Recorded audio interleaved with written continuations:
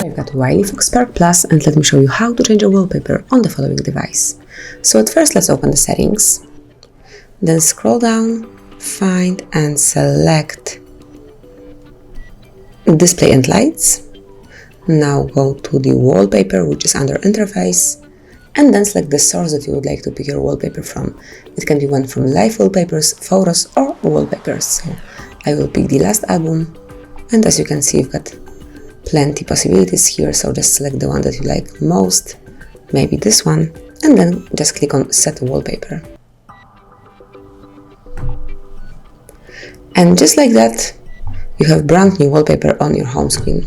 So just within a few clicks you can change your wallpaper whenever you want to. So that's it, that's finished. Thank you for watching, please subscribe our channel and leave the thumbs up.